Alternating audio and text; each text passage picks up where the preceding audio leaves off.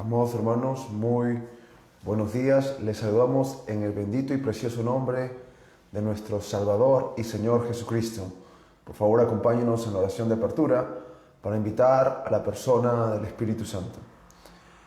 Bendito y poderoso Señor Jesucristo, en esta mañana venimos con un corazón inclinado a tu presencia, reconociendo que eres el mismo de ayer y por los siglos, y que el día que nos has regalado en esta mañana es un don, es una dádiva, un privilegio, un milagro. Muchas gracias, Señor. Cada día nos das muchas razones para agradecerte lo que tú haces por nosotros. Gracias, Señor Jesucristo, por esta bella mañana. Gracias por el respirar. Gracias por el alimento espiritual que estás proveyendo en esta mañana a través de tu palabra. Te ruego que tu gloria Shekinah baje, Señor, a traer luz, que donde haya tinieblas, incredulidad, duda, desánimo, la luz de la palabra, la luz de tu presencia llegue, Señor. Te damos la bienvenida en este lugar. Toma control de la situación, toma control de nuestros corazones, toma control de nuestras mentes, porque este servicio tiene el único objetivo de glorificarte y alabarte y que tu palabra pueda edificarnos. En el nombre de Jesucristo te damos la bienvenida. Bendito Espíritu Santo. Amén. El mar que me separaba de Cristo el Señor, era tan larga la jornada, no podía cruzar. El mar que me separaba de Cristo el Señor, era tan larga la jornada, no podía cruzar. De donde yo estaba a lo que él demandaba, parecía tan lejos. Clame, oh Señor, no puedo llegar donde tú estás. Él vino a mí. Sí, Él vino a mí. Cuando no pude llegar a Él, Él vino a mí. Es por eso que Él murió allí en la cruz. Cuando no pude llegar a Él, Él vino a mí. Es por eso que Él murió allí en la cruz. Cuando no pude llegar a Él, Él vino a mí. El mar que me separaba de Cristo el Señor, era tan larga la jornada, no podía cruzar. De donde yo estaba a lo que él demandaba, parecía tan lejos. Clamé, oh Señor, clamé, oh Señor, no puedo llegar donde tú estás. Él vino a mí. Aleluya. Sí, Él vino a mí.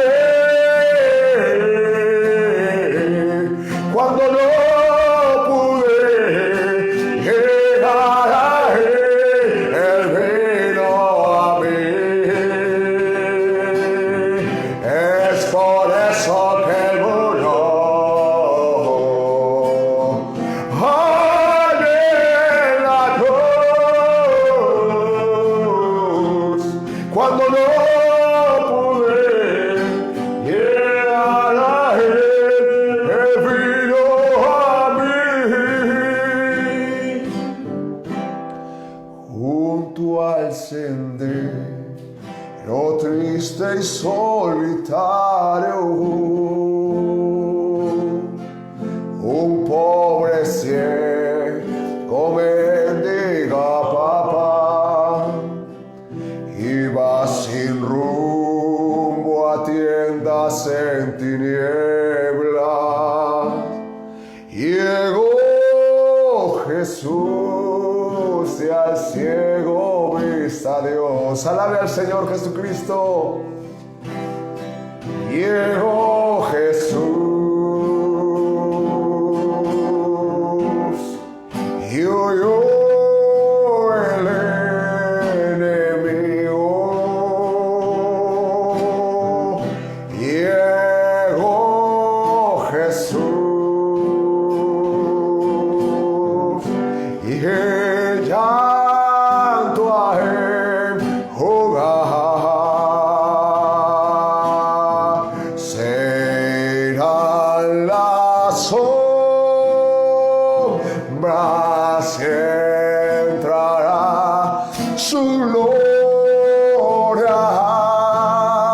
Sea Jesús, decides aceptar.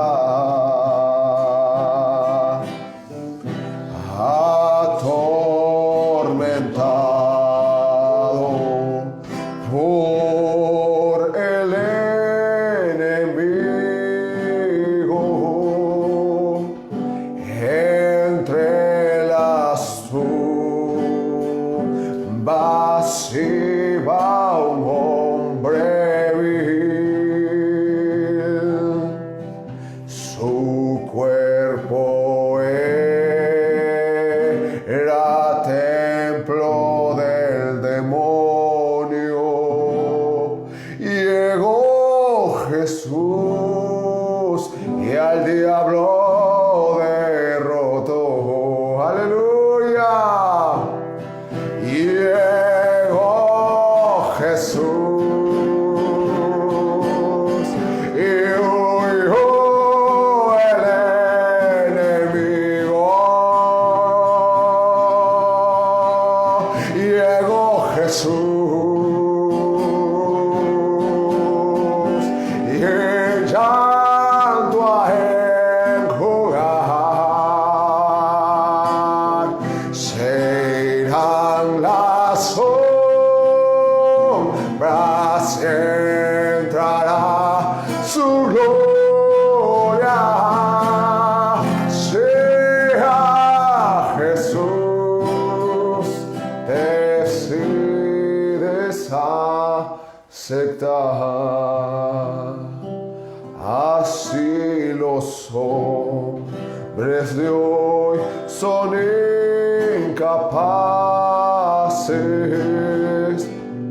de sujetar sus vicios y temor. El corazón lo tienen quebrantado. Jesús les brinda bálsamo de amor. Aleluya. Y llegó Jesús y huyó el enemigo. Y llegó Jesús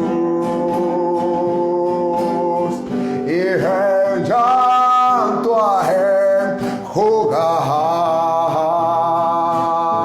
Serán las sombras y entrará su gloria. Sea Jesús, decides aceptar. Con este coro recibiremos la palabra. Llegó Jesús y huyó el enemigo. Yeah. Jesús, y el llanto a enjugar. Serán las sombras y entrará su gloria.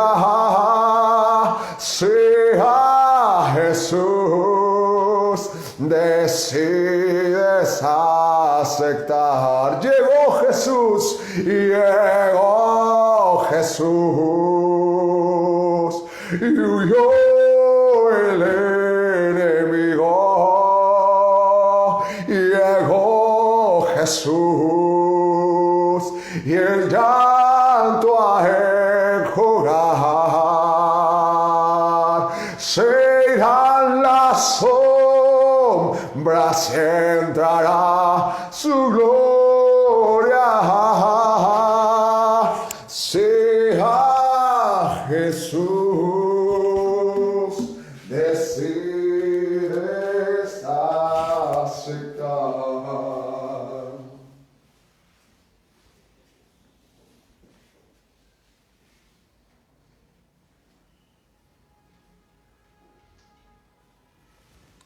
Muy buenos días, preciosos hermanos. Una vez más, es un privilegio y un motivo de gozo saludarle a cada uno de ustedes en el bendito y único nombre de Jesucristo nuestro Señor.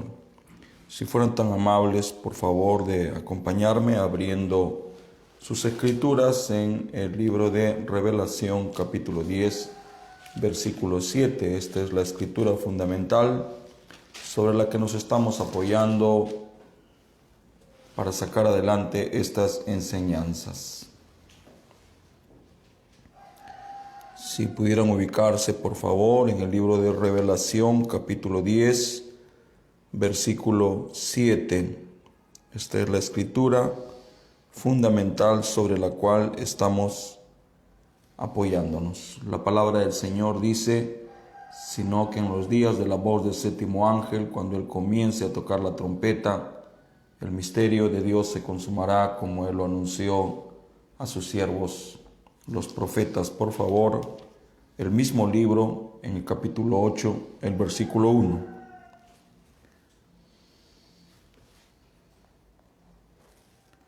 La palabra del Señor dice: cuando abrió el séptimo sello, se hizo silencio en el cielo como por media hora. Inclinemos nuestros rostros, por favor.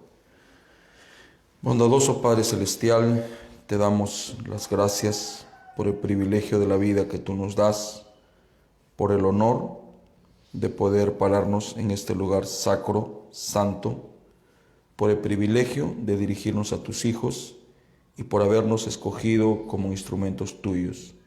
Te doy las gracias por el amanecer, te doy las gracias por la vida, te doy las gracias por todas las cosas que tú haces para nuestro beneficio y nuestro provecho. Señor, hoy es 9 de enero del año 2021. Hemos leído tu palabra y no quiero avanzar más sin asegurarme que tú estás presente. Señor, este servicio, este espacio te pertenece a ti, no nos pertenece a nosotros. Tú proveíste este espacio para regalarle a tu pueblo la posibilidad de alimentarse en estos tiempos de pandemia, en estos tiempos de prohibición, en estos tiempos de pretribulación. Señor, te doy las gracias porque tú eres el Todopoderoso, tú eres el Todo Amoroso, el Todo Bondadoso y el Todo Misericordioso. Aquí estoy ahora en nuestro puesto del deber, haciendo lo que tú nos encomendaste desde antes de la fundación del mundo. Vinimos aquí, Señor, para ser pequeños parlantes, pequeños instrumentos tuyos a través de los cuales tu voz, Señor, sería dada a conocer y magnificada. Como me gustaría, Padre, que me des la oportunidad de dirigirme a millones y que esos millones tengan la oportunidad de saber al menos un poco de lo que sabemos. Padre, este evangelio tiene que ser predicado a toda criatura. Coloca eso en nuestros corazones, coloca eso en nuestras mentes. Permite que ese sea nuestro propósito, que sea parte de nuestra propia hechura. Ayúdame y ayúdanos. En tu nombre precioso me encomiendo y nos encomendamos, en el nombre de Jesucristo nuestro Señor. Amén. Amados hermanos, si están ustedes de pie, por favor pueden tomar sus lugares. Una vez más queremos darle las gracias a cada uno de ustedes por apoyar este humilde trabajo, estas transmisiones a través de la audiencia que usted nos regala. Dios sabe que este espacio tiene solo un motivo, y es que el reino de los cielos se empodere, que el reino de los cielos se dé a notar, que la palabra del Señor pueda escucharse, hablarse cada día más. Nosotros no perseguimos otra cosa, no hay ese sentir en nosotros, no estamos aquí para ser notados o para que la gente piense que somos algo. Bueno, solamente somos minúsculos sirvientes del reino de los cielos y de los súbditos del reino, que son ustedes. No estamos persiguiendo fama, por la gracia de Jesucristo. No estamos persiguiendo mujeres, iglesias, y tampoco estamos persiguiendo dinero.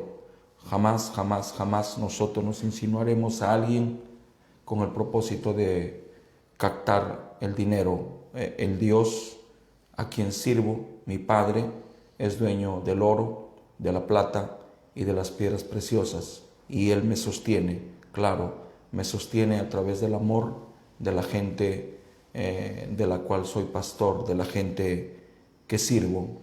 Yo jamás tendré palabras suficientes para agradecer a Dios por colocar en el corazón de sus hijos el deseo de cumplir con sus obligaciones, y a través de eso puedan sostenernos.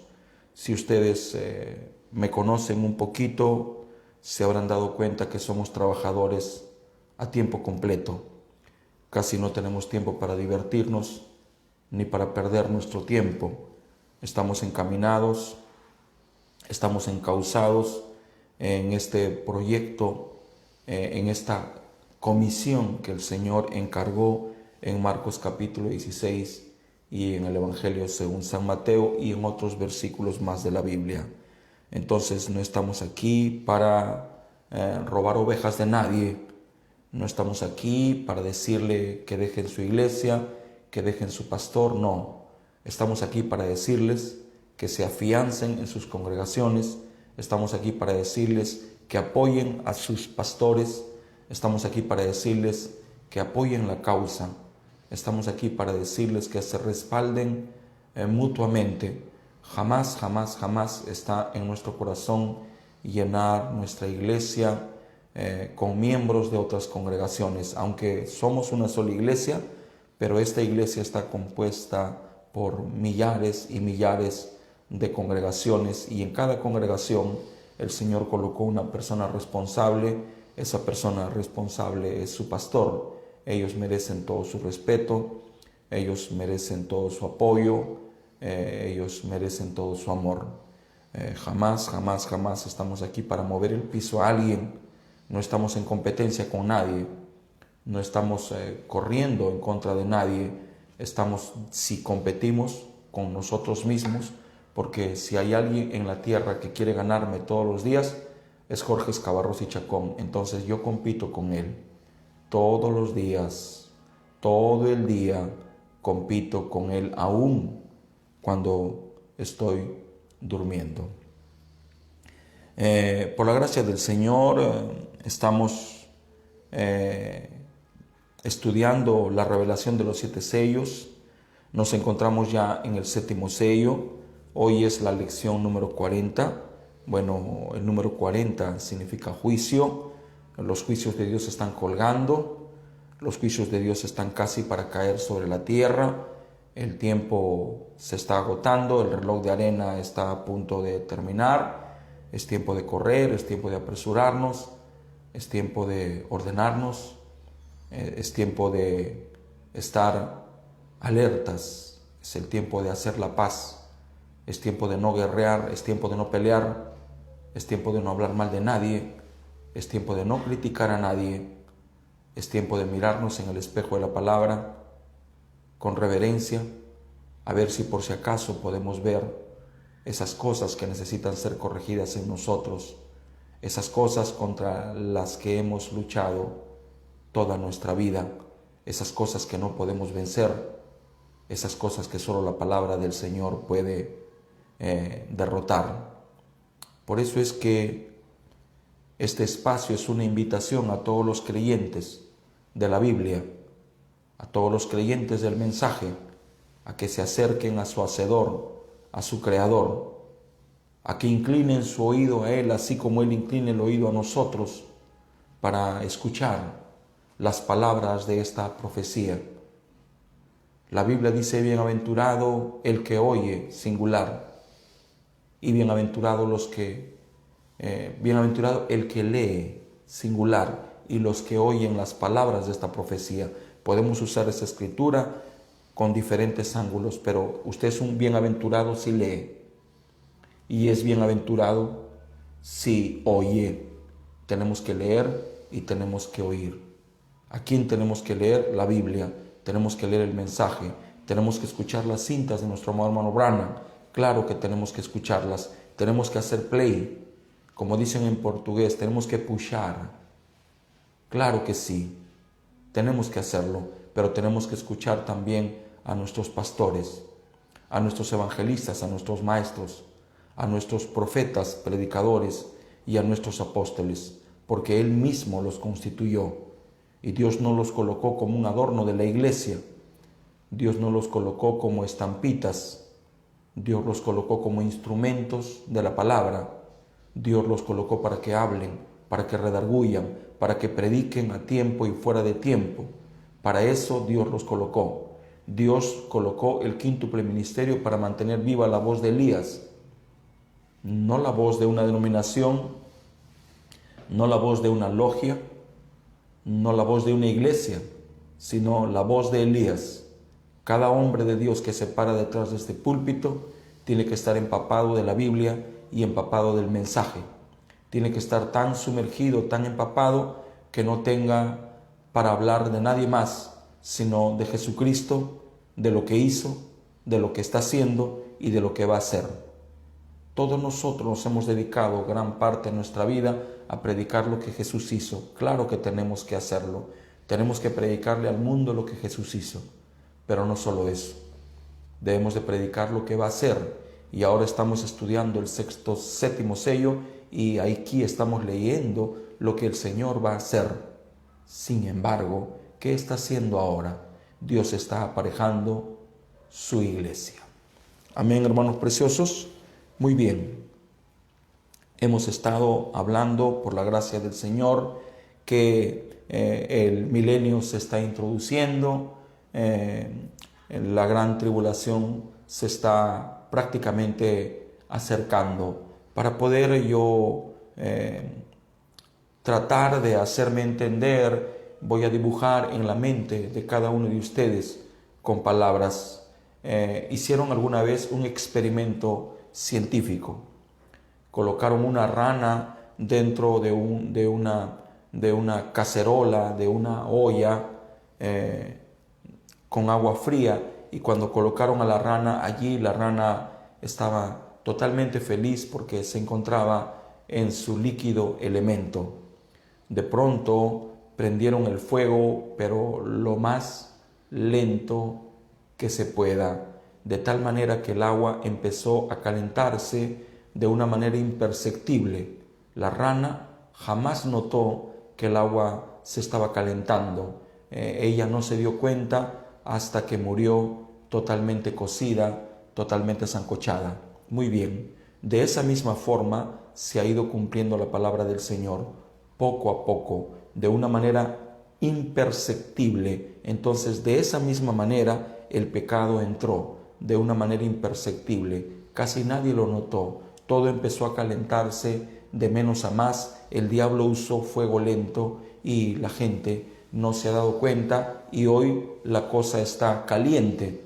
Nosotros decimos, la cosa está caliente, pero si preguntáramos cuándo empezó a calentarse, ¿cuál sería nuestra respuesta? Esta es la razón por la cual tenemos que estar con nuestros sentidos totalmente afinados y alineados.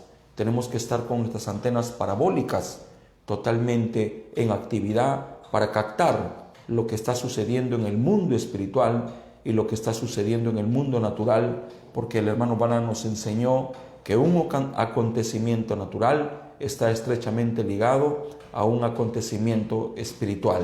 Cuando pasa algo de resonancia mundial, recuerden mi voz ahora, algo está pasando en el mundo espiritual. Y si nosotros estamos muy naturalizados y nos olvidamos que somos criaturas espirituales, se nos va a pasar por alto lo que está sucediendo en el mundo invisible. Entonces, cada día que pasa, el mundo se está acercando al inicio del caos.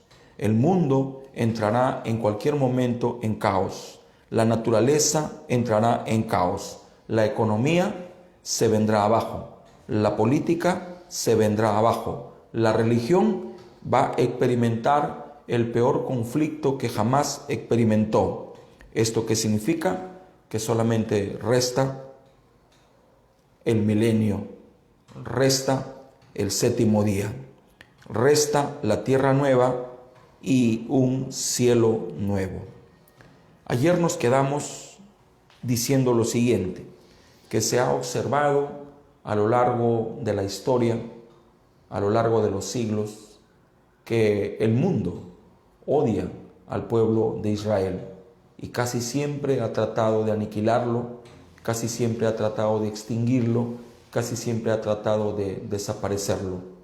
Pero por una extraña razón que solo los hijos de Dios entendemos, esto no ha sido posible. Y la razón es que ellos son el Hijo de Dios, el primogénito. Y esto no ha cambiado. Por eso es que no solamente sufrieron en el siglo pasado, sino que van a sufrir en este siglo. Y el siglo pasado ellos sufrieron uno de los holocaustos más grandes que la raza humana jamás experimentó.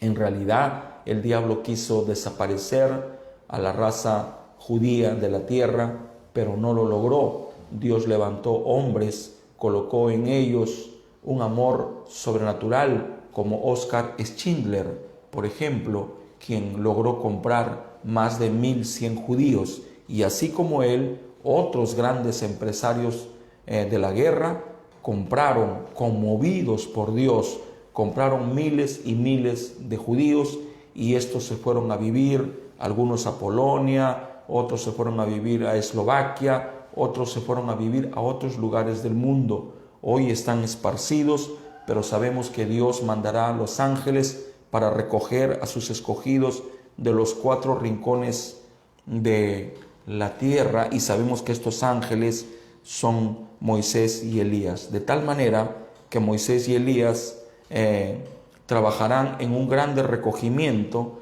en una grande reunión, y su ministerio tendrá como fin convertir el corazón de los padres ahora al corazón de los hijos.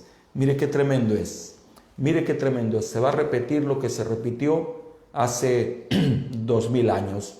Juan el Bautista vino y convirtió el corazón de los padres al corazón de los hijos. O sea, él predicó a los ortodoxos, a los judíos ortodoxos, a que se conviertan a la nueva religión. La palabra religión no siempre es mala. Dios tiene su verdadera religión. En realidad, nosotros tenemos una verdadera cobertura. Recordemos que el Espíritu Santo hizo cobertura sobre María y se halló que había concebido del Espíritu Santo. Todos nosotros necesitamos ser cubiertos por la verdadera religión. Existe la religión jezabelina, pero también existe la verdadera religión. El hermano Branham dijo: hoy me siento religioso. Amen. De tal manera que estos 144,000 que serán convertidos a través del ministerio de Elías serán purificados y serán sellados. Antes de ser purificados, ellos serán sellados y serán purificados en la gran tribulación. El hermano Branham dice que serán purgados, pero no solamente ellos, sino juntamente con los judíos será purgada esta virgen buena, esta virgen pura, la Virgen Fatua que no compró aceite. De tal manera que estos 144,000 judíos que han visto el regreso de estos a su patria, ellos verán estas cosas acontecer. Esta generación no pasará sino hasta que estas cosas acontezcan. ¿Y cuál es esa generación? Los 144,000 judíos. ¿Dónde estamos? Es más tarde de lo que pensamos. Hemos sido testigos de la apertura de los sellos. Hemos sido testigos de los misterios siendo revelados. Hemos mirado con nuestros ojos cómo Israel ha empezado a regresar a su patria. ¿Qué hora es? ¿Dónde estamos? Ojalá Dios permita que podamos entender que es más tarde de lo que pensamos. En realidad estamos ya en la hora cero, estamos casi al final de la dispensación gentil, a puertas de que comience la edad que le fue prometida a los judíos. En otras palabras, estamos a la hora. Estamos a la hora de que las 12 tribus de Israel se empiecen a juntar. Estamos a la hora casi de que los 2 olivos de Apocalipsis 11 empiecen a ministrar. Ahora, estas tribus que estuvieron esparcidas por todo el mundo por más de 2500 años empezarán a juntarse. Una cosa que el hermano Branham menciona y que no voy a pasar por alto es acerca de estas tribus. Estas 12 tribus de Israel han sufrido estos últimos 2500 años. Ellos estuvieron exiliados, no tuvieron el derecho a su bandera, no tuvieron el derecho a su moneda, no tuvieron el derecho a su himno. Ellos no tuvieron ese derecho ni a su propio idioma, el arameo. Y en estos 2500 años de exilio, ellos sufrieron persecución, ellos sufrieron guerras, ellos sufrieron holocaustos. Durante estos 2500 años, ellos perdieron sus libros, ellos perdieron sus registros. ¿De qué libros estamos hablando? ¿De qué registros estamos hablando? De los libros y registros donde se decía de qué tribu era cada judío. Hoy el hermano Branham enseña que ellos no saben de qué tribu son, porque sus registros y sus libros fueron destruidos, fueron quemados, fueron desaparecidos. Entonces, cronológicamente hablando, ellos no están en orden. Y esta es la razón por la cual están esparcidos. El propio hecho de estar esparcidos significa que no están en orden. El hermano Branham dice que Dios solamente va a lidiar con Israel cuando esté en su patria. Mientras ellos estén esparcidos por el mundo, Dios no puede lidiar con ellos como una nación. Entonces, al estar ellos regresando a su patria, a Jerusalén, cuando llegan, ellos en realidad no saben de qué tribu son. Ellos no tienen banderas con que identificar la tribu a la que pertenecen. Recordemos que cada tribu tenía una bandera, un escudo, una identificación. Y cada tribu tenía a los que componían a la tribu. La única cosa que ellos saben que son judíos, la única cosa que ellos saben que están esperando al Mesías, la única cosa que ellos saben es que cuando Dios les habla, lo hará siempre a través de sus profetas. Sus registros fueron destruidos, sus libros fueron quemados. Por eso es que cuando se les pregunta de qué tribu eres, ellos no saben qué responder. Y esto, como dije atrás, fue por el esparcimiento que ellos sufrieron desde 2500 años atrás, por esas guerras que sufrieron. Ya todos sabemos por qué ese sufrimiento, por haberle dado la espalda a nuestro Señor Jesucristo. Pudiéramos decir 2000 años atrás, pero el profeta dice 2500 años. Ya sabemos que esos 500 años son llamados por los grandes historiadores como los años del silencio de Dios. Durante 500 años Dios no mandó profetas a Israel. Después de Malaquías hasta Juan el Bautista pasaron 500 años. 500 años ellos deambularon. 500 años ellos estuvieron en sequía de profetas. 500 años no había el así dice el Señor para ellos.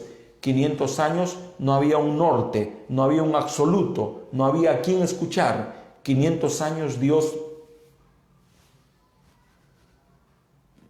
cerró su boca. ¿Y por qué lo hizo? ¿Porque era malo? No, porque le dieron la espalda. Porque cuando regresaron del exilio de Babilonia, no regresaron solos. Regresaron con sus credos, regresaron con sus dogmas y regresaron con sus tradiciones. Regresaron con el deseo de jerarquizar la iglesia. Querían parecerse a los babilónicos. Colocaron jerarquías en la iglesia de tal manera que era un imposible para el creyente de a pie poder comunicarse con el sumo sacerdote. En vez de hacerse más humildes, se hicieron más dioses. Tomaron equivocadamente la escritura que dice, dioses sois. Ellos se olvidaron que subir significa bajar y que la única manera de subir es bajar. Por eso es que Jesús vino y les enseñó lo que es la humildad. Cuando Dios vino a la tierra les dio una grande lección y el título de esa lección era humildad. Y Él vino tan humilde que los religiosos de ese día no lo reconocieron, ni siquiera la higuera lo pudo hacer. Entonces para ellos es imposible saber a qué tribu pertenecen, mas hay un Dios que todo lo sabe, que todo lo ve, que todo lo conoce, y Él los pondrá en orden y a cada uno en la tribu a la que pertenecen. Pero hasta el día de hoy ellos no conocen su tribu, no saben cuál es su orden, mas Dios en su debido tiempo los colocará en orden, los juntará a todos, y así es como lo vio. Así es como lo vio en el capítulo 14 del libro Apocalipsis, Juan el escriba. Los vio todos en orden. 12,000 de cada tribu. Juan vio 144,000 judíos. Estos judíos no eran judíos comunes. No. Estos eran los elegidos, los escogidos, los predestinados, los que Dios vio en su preconocimiento. Cuando miramos esto, es prácticamente lo mismo que tiene que suceder con la iglesia gentil. ¿Qué es lo que va a originar el ministerio de Moisés y Elías? Que el pueblo de Israel, los 144,000 judíos, se ordenen, se alineen y reconozcan su posición. Cuando esto suceda, entonces ellos están listos también. Bueno, es lo mismo. Dios cuando hace algo, si es bueno para el judío, es también bueno para el gentil. El evangelio que ha sido bueno para nosotros, ahora va a ser bueno para los judíos. El evangelio que hemos escuchado por 2000 años, ellos solamente lo van a escuchar 3 años y medio, y recuerde, será suficiente. No necesitarán escuchar más. Ellos serán convertidos de la ley al cristianismo. Entonces, para que el rapto venga, ¿qué es lo que tiene que suceder? Lo mismo que sucede con los 144,000. Cuando venimos a esta tierra, no sabemos cuál es nuestro linaje, no sabemos cuál es nuestra posición, no sabemos para qué Dios nos trajo, no sabemos de dónde venimos, mucho menos a dónde vamos.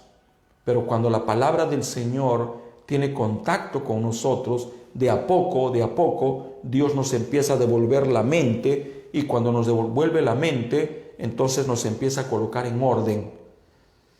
La iglesia se empieza a alinear. La novia se empieza a alinear. Por eso dice, cuando la novia reconozca su posición. ¿Será qué? Un ejército invencible. Entonces, cuando la novia reconozca su posición, La hora cero llegó.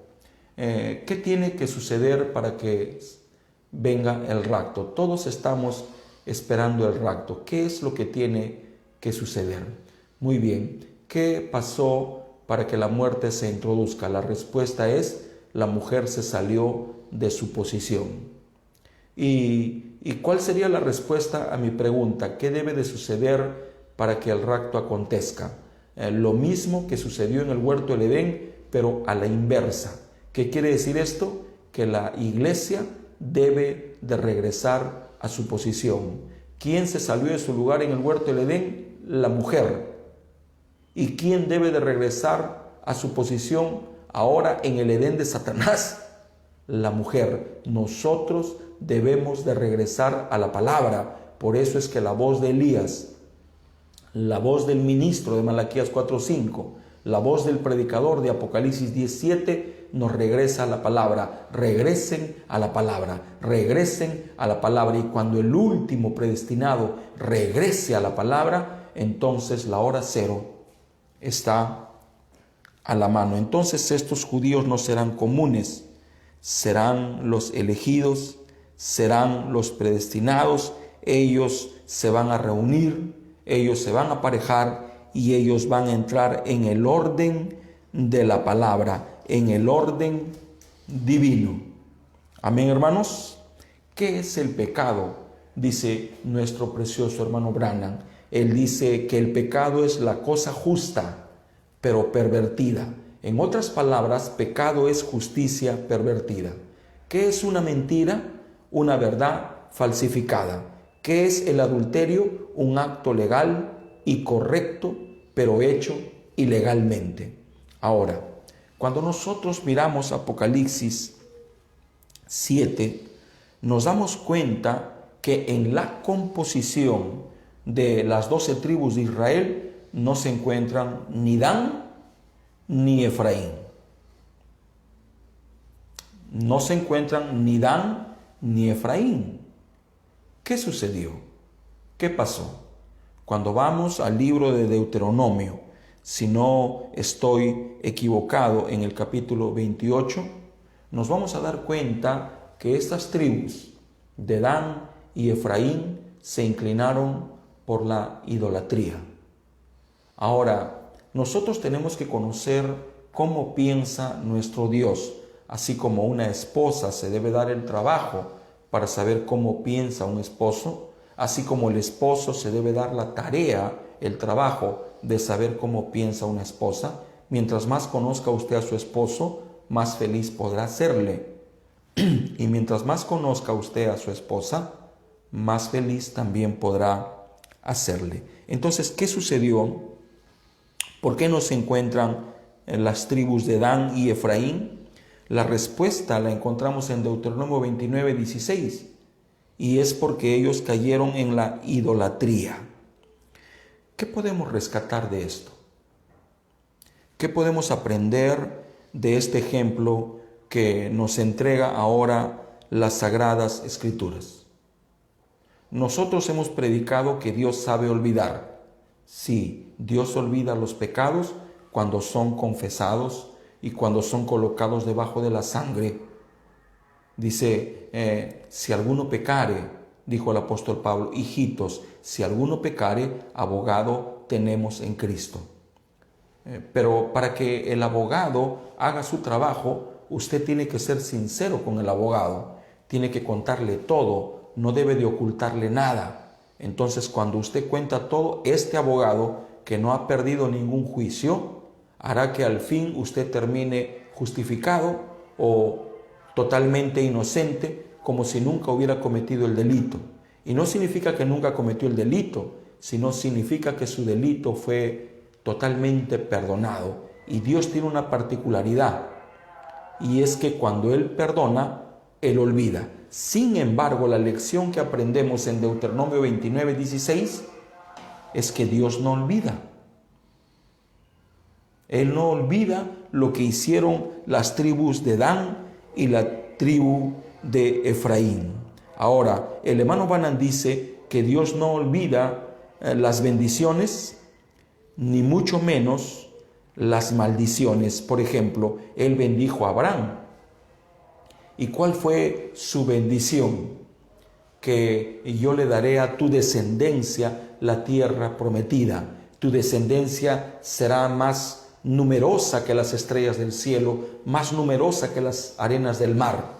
Y Él no se olvidó, aunque a los ojos de la gente Dios se había olvidado, porque su descendencia estaba más de 400 años en Egipto. Estaban muriendo entre el barro y la paja. Estaban muriendo con sus espaldas laceradas, pero Él no se olvidó. Por eso es que se reunió con Moisés en un culto ministerial en la zarza ardiente y le dijo: no he olvidado mi promesa que le hice a Abraham, a Isaac y a Jacob, y he bajado, he descendido para liberar a mi pueblo. ¿Quién liberó al pueblo hebreo? El mismo Señor.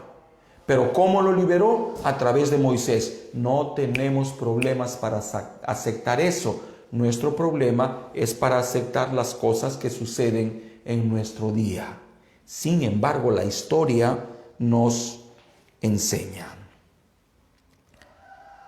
Bendito sea el nombre del Señor. Y ahora, en el futuro, porque no está sucediendo ahora, en el futuro, cuando las puertas del milenio se estén abriendo, cuando los 144,000 judíos estén siendo ordenados y establecidos, el mundo mirará que Dios no olvida, porque no aparece entre los 144,000 judíos ni las tribus de Dan, ni las tribus de Efraín. Por esta razón Dios ni siquiera los nombra, mucho menos los enumera. Dios no hace eso. ¿Por qué? Porque Él no olvida. Ahora, esta conducta de Dios cuadra perfectamente con su manera de pensar. Entonces busqué Apocalipsis 22 y voy a leer del verso 18 y 19.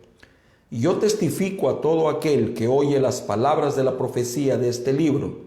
Si alguno añadiere a estas cosas, Dios traerá sobre él las plagas que están escritas en este libro. Y si alguno quitare las palabras de este libro, de esta profecía, Dios quitará su parte del libro de la vida y de la santa ciudad y de las cosas que están escritas en este libro. Hermanos, yo pudiera detenerme aquí, y lo digo reverentemente y en el temor de Dios, por semanas y posibles meses enteros, para abordar lo que ahora la Escritura nos está mostrando. Por eso es que el hermano Branham nos dice que a la palabra del Señor no se le debe quitar y no se le debe añadir. Y él dice: esta es la razón por la cual yo me he quedado con la palabra, aunque me tomen de raro.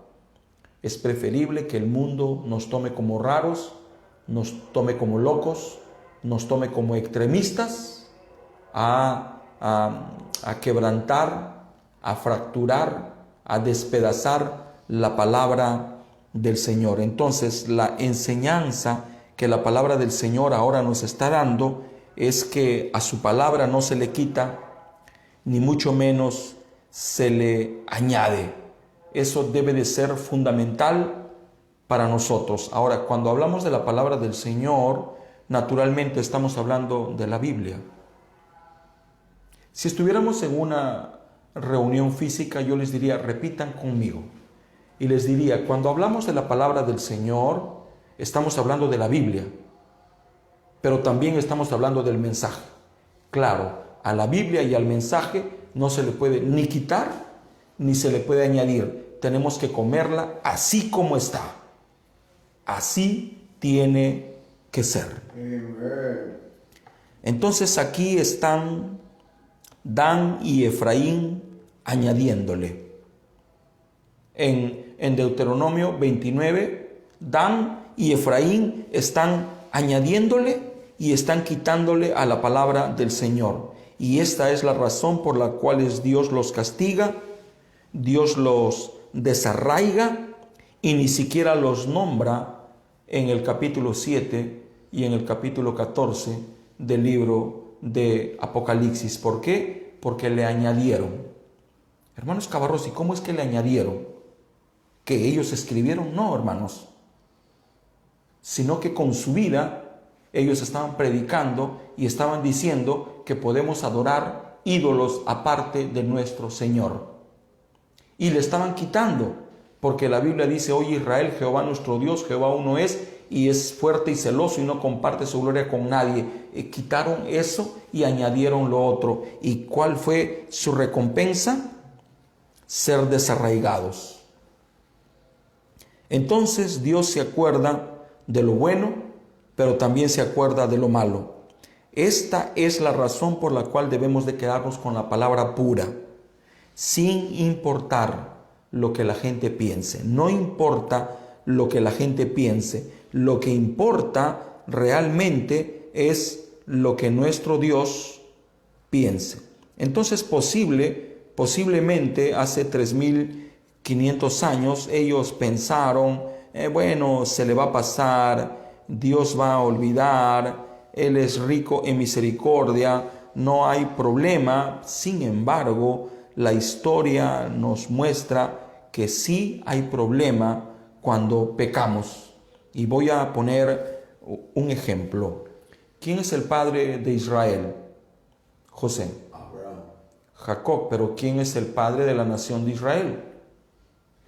Jacob. Jacob es el padre de Israel. Abraham es el padre de Jacob. Pero el que comenzó la nación de Israel es el propio Jacob, porque de él salieron los 12 patriarcas. ¿Es correcto? Muy bien. Bueno, todos nosotros sabemos que el propio nombre de Jacob significa engañador, timador. Él era un estafador. Aún en el vientre de su madre estaba pretendiendo jugarle sucio a su hermano. Y él caminó por la vida aprovechándose. Entonces él le engañó a Esaú.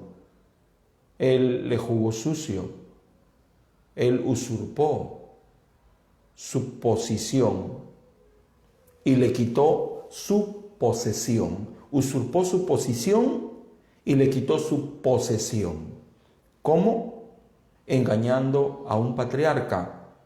Jacob engañó a su padre. ¿Se imagina a un joven engañando a su papá? Bueno, eso es lo que pasó hace casi 4000 años. Eso es lo que pasó. Él engañó a su padre, engañó a su hermano y se engañó a sí mismo. Y luego él tuvo que ser purificado.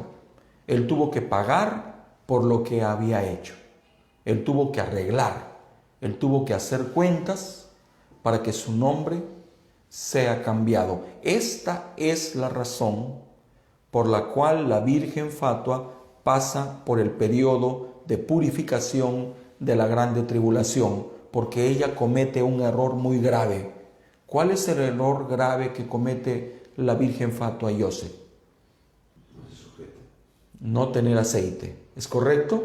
Entonces Dios no le va a pasar por alto al creyente por no tener aceite. Usted puede tener conocimiento, usted puede tener posición, usted puede tener posesión, usted puede tener un buen nombre, usted puede tener dones, talentos, usted puede tener dinero, usted puede tener lo que quiera. Pero si no tiene aceite, usted pasa por la purificación, por el periodo de la gran tribulación. Entonces Dan y Efraín pensaron que podían engañar a Dios. Pensaron que podían esquivar el castigo.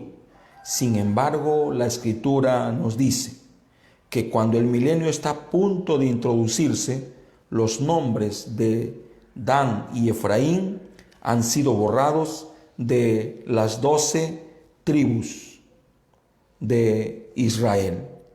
Bendito sea el nombre de nuestro Señor Jesucristo. Amén, hermanos preciosos. Creo que Dios es muy grande con nosotros. Bendito sea el nombre del Señor. ¿Por qué fueron borrados sus nombres de este padrón de este libro. ¿Por qué? ¿Por qué? Porque se fueron detrás de dioses ajenos.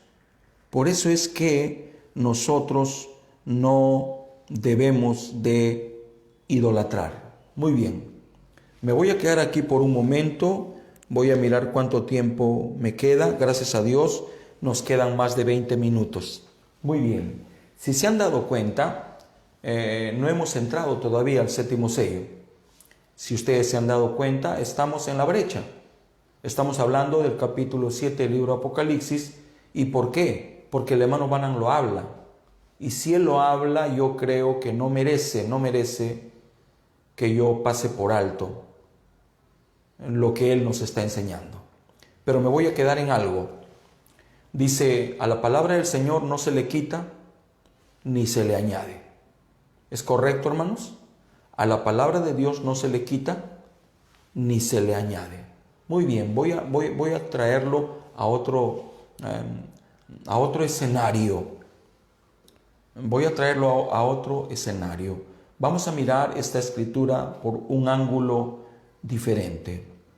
Dice la palabra del Señor, en el principio era la palabra era con Dios, la palabra era Dios y la palabra se hizo carne.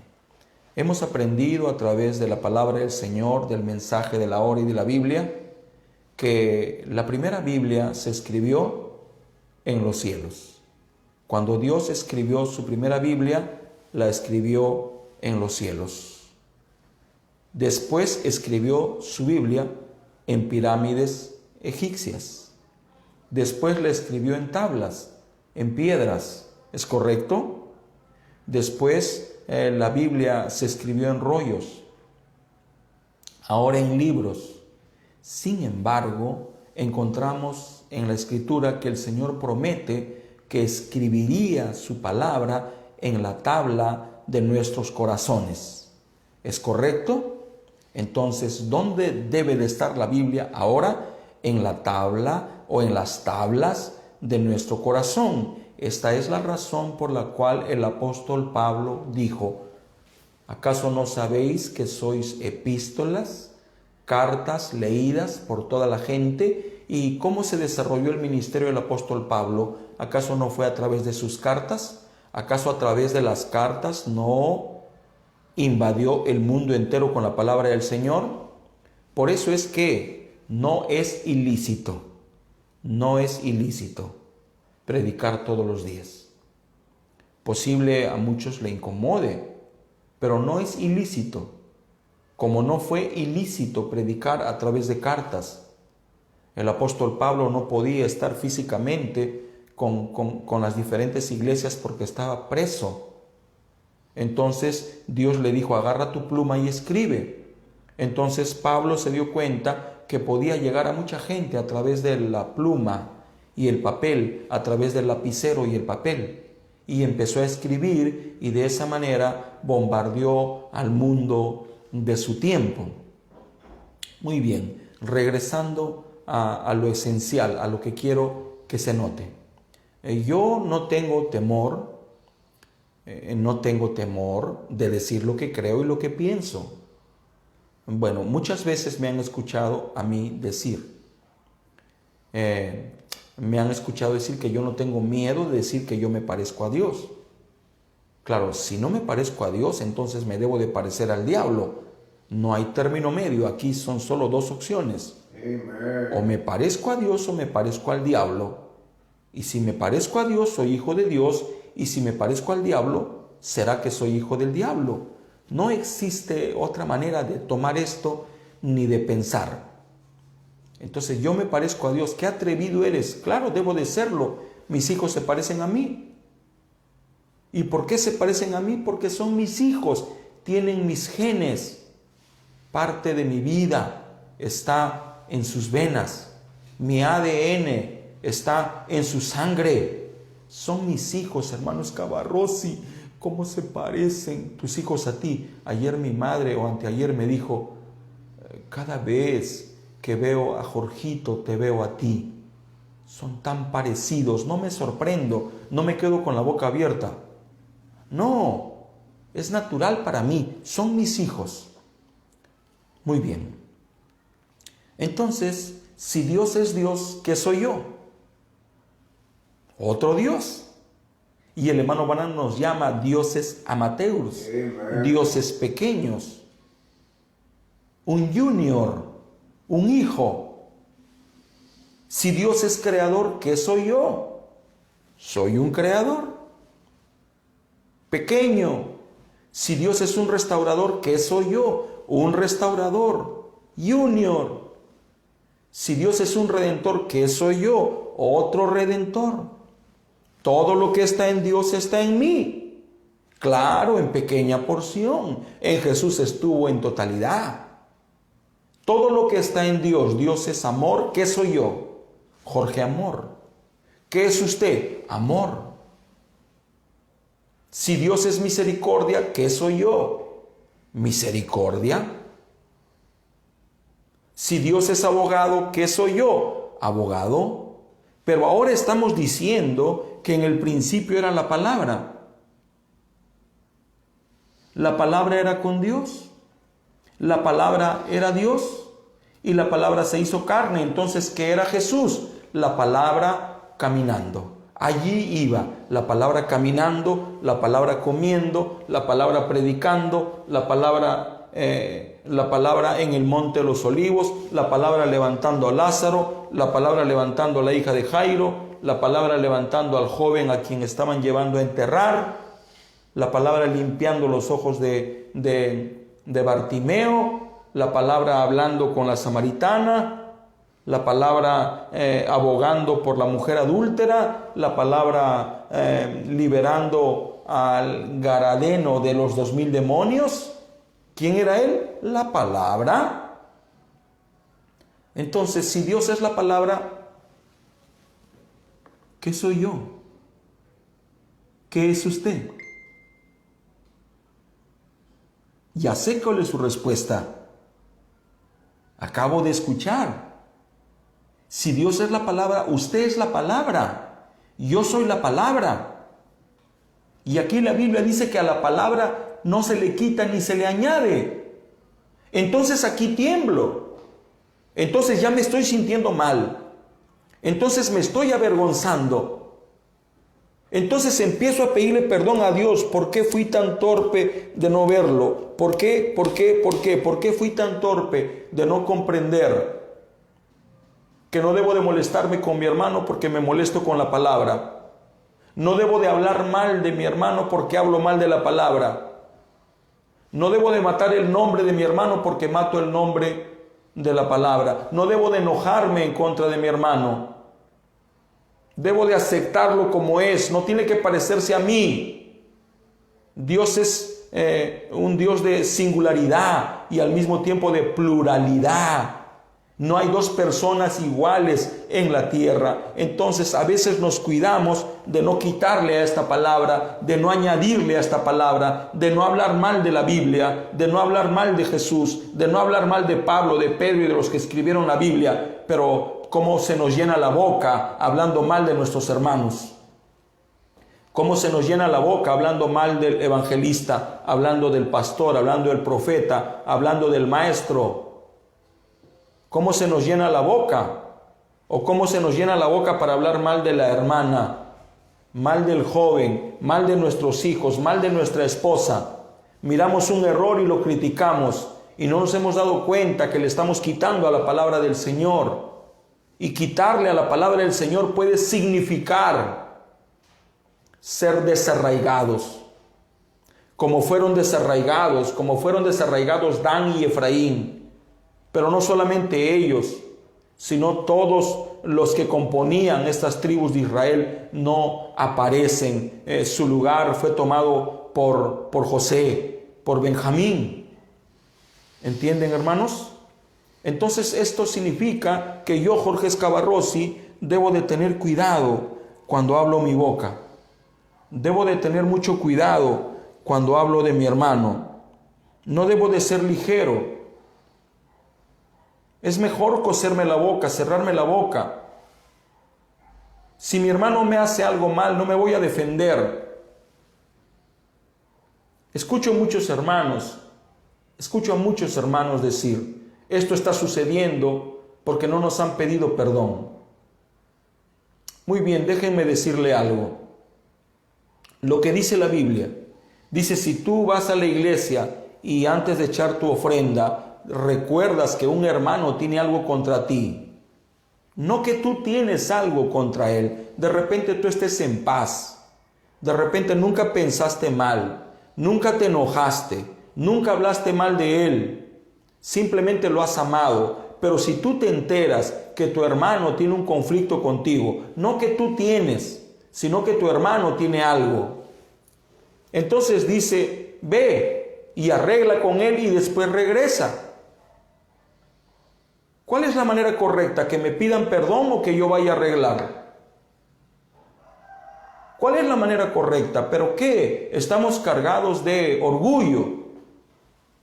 El orgullo no nos permite ver lo que la palabra del Señor nos dice. Alguien nos hace algo y dedicamos cultos enteros para hablar acerca de ese algo.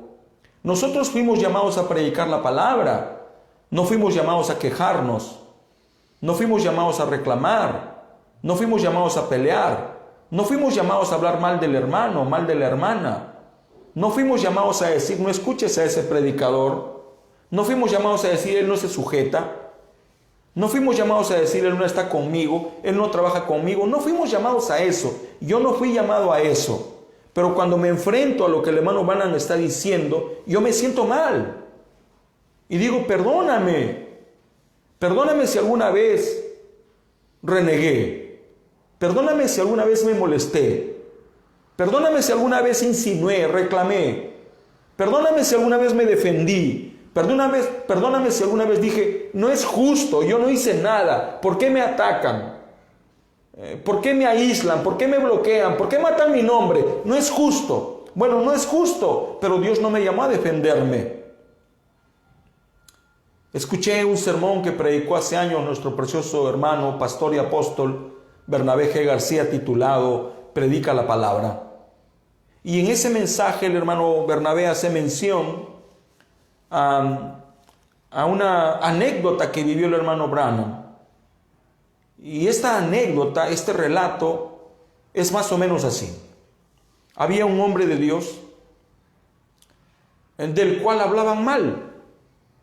Y este hombre de Dios fue a buscar al profeta y le dijo, hermano Branham, si no estoy equívoco, debo de escuchar nuevamente la cinta, pero es más o menos así. Entonces este hermano le dijo, hermano Branham, tales personas están hablando mal de mí. Estoy poniendo un ejemplo, más o menos para encuadrar con eso. Y el hermano Branham le dijo, predica la palabra. Y el hermano se fue. Resulta que a los días de nuevo se acerca al profeta y le dice, hermano Branham, mire que ha pasado esto y esto y esto. Y el hermano Branham le dice, predica la palabra. El hermano se fue y de nuevo regresó. Hermano Branham, mire esto. Y el hermano Branham dijo, predica la palabra. Nuevamente se fue y regresó y el hermano Branham lo cuadró. No te he dicho que prediques la palabra, vive la palabra. Si un hermano me hace daño, si un hermano le hace daño, si alguien habla mal de usted, si alguien lo ataca, si alguien miente, si alguien hace trampa, ¿qué es lo que usted debe de hacer? ¿Resentirse? ¿Esperar a que vengan a pedirle perdón? No. Somos llamados a predicar la palabra, no a que nos paremos en un púlpito, sino a predicar la palabra. Y el hermano Branham dijo que la predicación más poderosa, el sermón más fuerte que podemos dar es nuestra propia vida. Muchas veces cuando soy muy ligero, porque soy ligero, este trabajo que el Señor me ha dado de predicar todos los días me está enseñando a ir despacio. Aún así me cuesta, me está enseñando a pensar lento, me está enseñando a controlar mi ímpetu, porque soy muy rápido. a veces actúo más rápido que mi propio pensamiento y pienso después de que actué.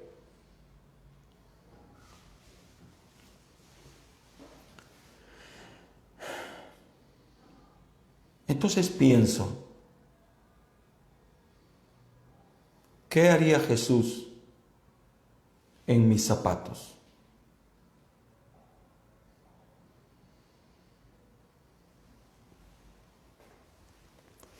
Si hablan mal de mí, ¿qué haría Jesús en mi zapato? Si me dan la espalda, ¿qué haría Jesús en mi zapato? Si mi familia me da la espalda, ¿qué haría Jesús en mi zapato? Si el hermano se porta mal, ¿qué haría Jesús en mi zapato? Si el diácono me falta el respeto, ¿cómo reaccionaría Jesús?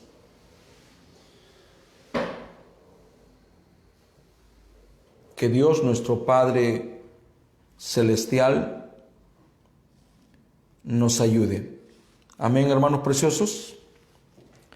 Entonces, Dios no olvida. Él no olvidó el pecado de Dan y el pecado de Efraín. Y Él no olvida cuando alguien le quita o le añade. Él no olvida cuando hablamos mal de nuestros hermanos. Si usted habla a la espalda de un hermano, eso no se mata pidiéndole perdón a Dios. Usted tiene que ir a la persona y pedirle perdón por lo que habló. Esa es la manera correcta. Y no con ojos secos, sino después de un profundo dolor. Debe de causarnos dolor hablar de nuestros hermanos. No fuimos llamados a chismear, no fuimos llamados a criticar, mucho menos para condenar. Hemos sido llamados para predicar las buenas nuevas del Evangelio. Entonces, ¿por qué se les desarraigó el nombre de Dan y Efraín de la lista de los 144,000 por servir a dioses ajenos, por rendirse a la idolatría, la cual Dios condena y aborrece? ¿Dios aborrece? Sí, Él aborrece la doctrina de los nicolaitas. Él aborrece la religión jezabelina. Él aborrece la denominación.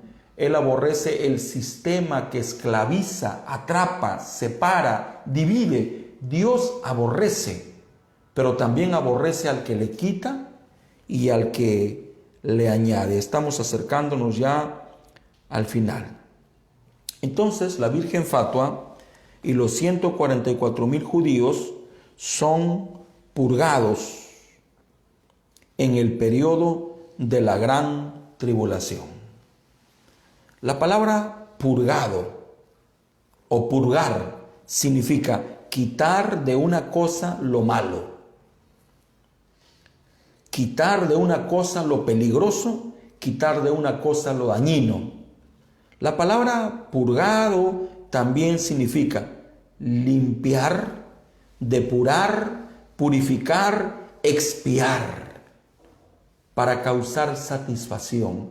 O sea, la única manera de que Dios esté totalmente conforme con nosotros es que estemos totalmente limpios.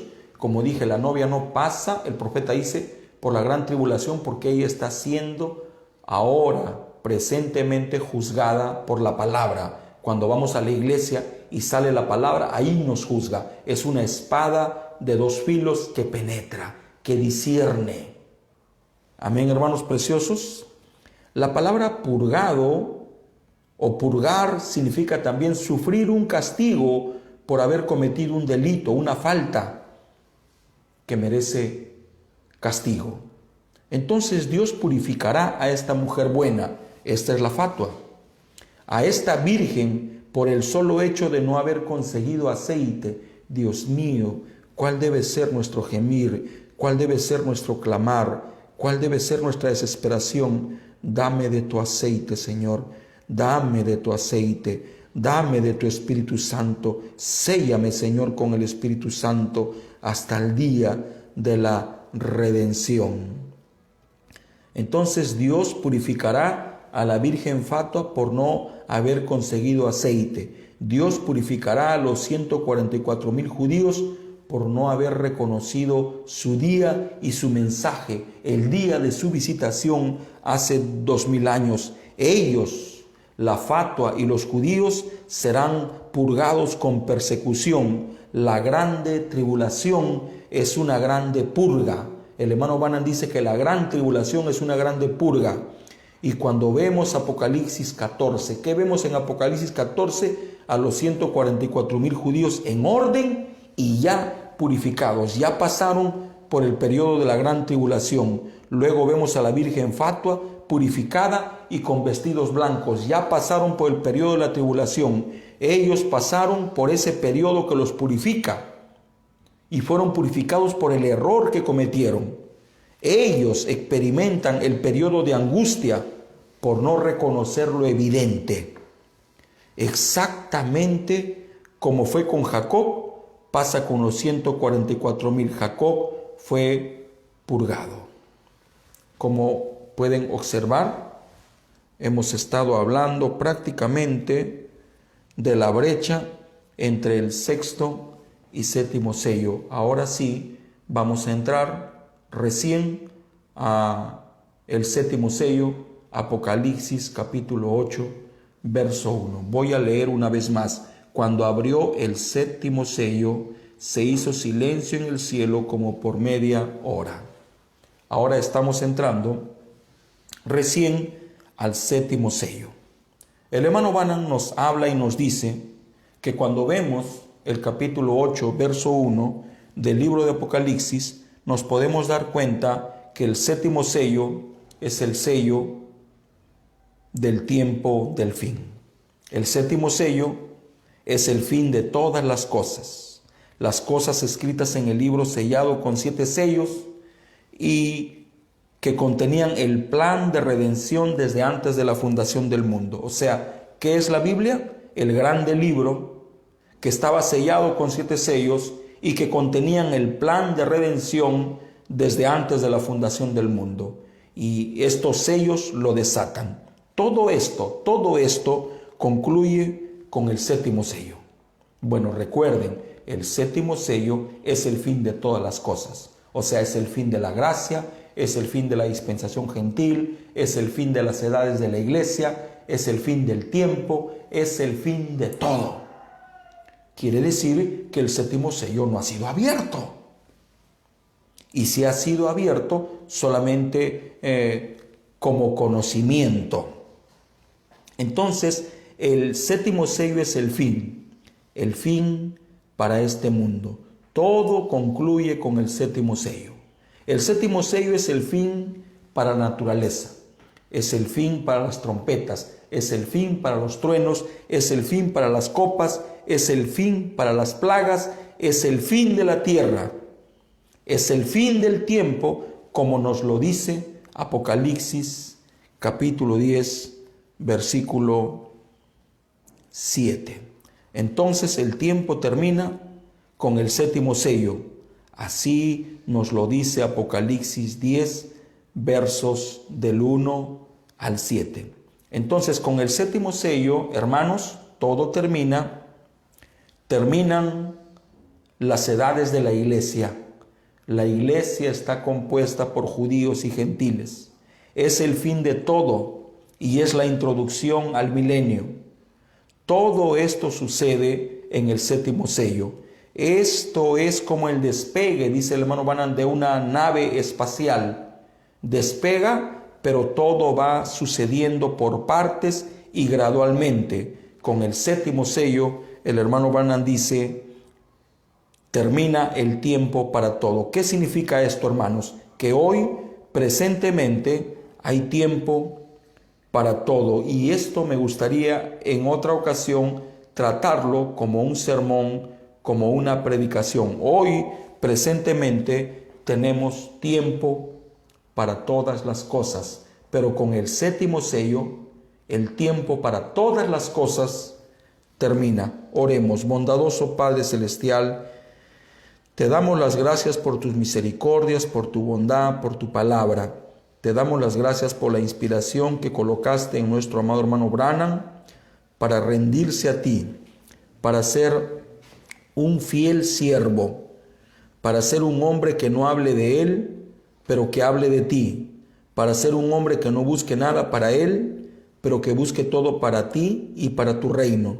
Gracias. Cuando leo tu mensaje, cuando leo lo que este hombre de Dios habló, me pregunto, ¿cómo pudo ver esto? Y yo mismo me respondo, es la mente de un profeta. Un profeta vive en la conciencia y vive al mismo tiempo en la subconsciencia. Te agradecemos por este hombre de Dios a quien llamamos hermano Branham. Él dijo, si usted me ama, dígame hermano Branham. Y así lo digo. Bendice a nuestro amado hermano Branham, bendice a sus hijos Billy Paul, bendice a su hijo Joseph Branham, bendice a Rebeca, bendice a Sharon, bendice a toda su familia, bendice la voz de Dios, bendice la voz de Dios y bendice el trabajo titánico que hacen. Ayúdales. Con todo el corazón yo te lo pido, en el bendito y único nombre de Jesucristo nuestro Señor, te encomiendo todas las necesidades, todas las peticiones, todas las súplicas, y te agradezco por responder. Gracias por contestarnos. En el nombre de Jesucristo. Amén. Hermanos preciosos, como siempre, gracias. Si Dios así nos lo permite, por la tarde estaremos parados una vez más en este púlpito para hablar un poquito más acerca de Él. Creo que en esta tarde vamos a hablar en qué parte del camino estoy, y que Dios nos ayude. Shalom Adonai, hermanos.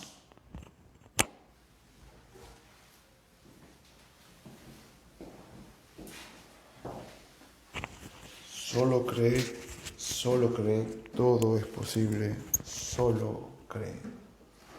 Yo creo en ti, yo creo en ti. Solo cree, solo cree, todo es posible, solo cree, solo cree,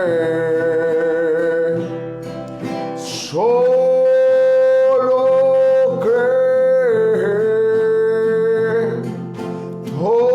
todo es posible, solo cree. Yo creo en ti, yo creo en ti, todo es posible, yo creo en ti, y yo creo en ti, y yo creo en ti, tu nombre glorifico, yo creo en ti. Mira qué hora es, mira qué hora es, en el reloj de Dios es tarde ya. Hay un mensaje que vivir y una señal que desplegar. Siete voces vivas que te dicen hoy aquí, sigue adelante a Elohim. Aleluya, mira qué hora es, mira qué hora es, mira qué hora es, en el reloj de Dios es tarde ya. Hay un mensaje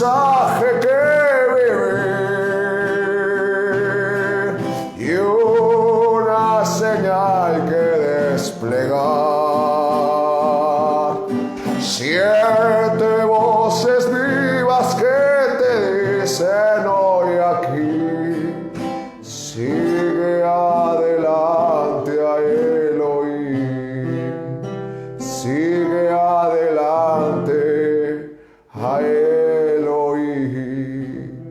Señor Jesucristo, gracias a ti, seguimos adelante, a pesar de las caídas y las levantadas, seguimos adelante, porque tu voz sigue siendo sonada en este DAC.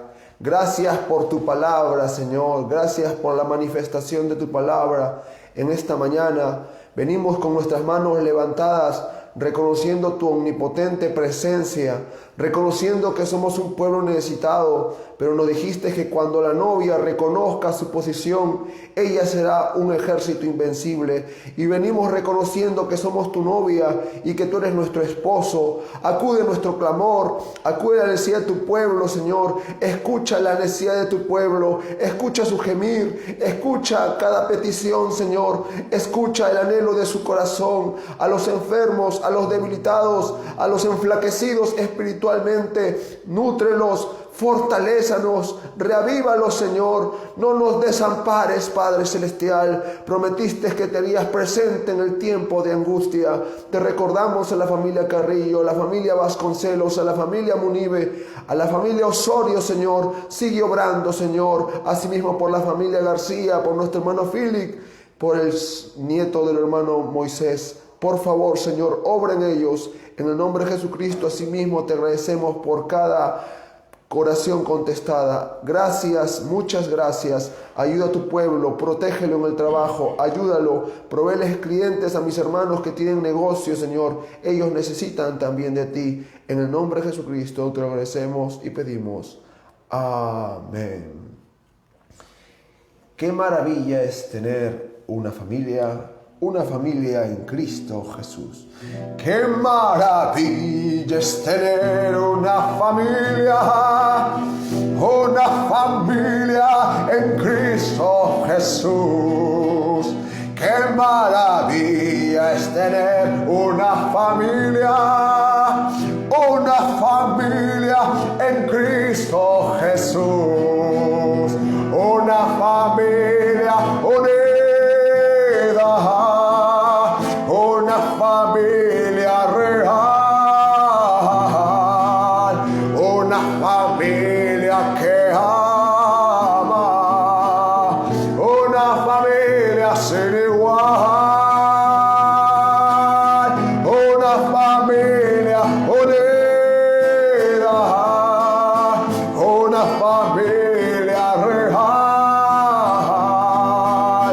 una familia que ama, una familia sin igual.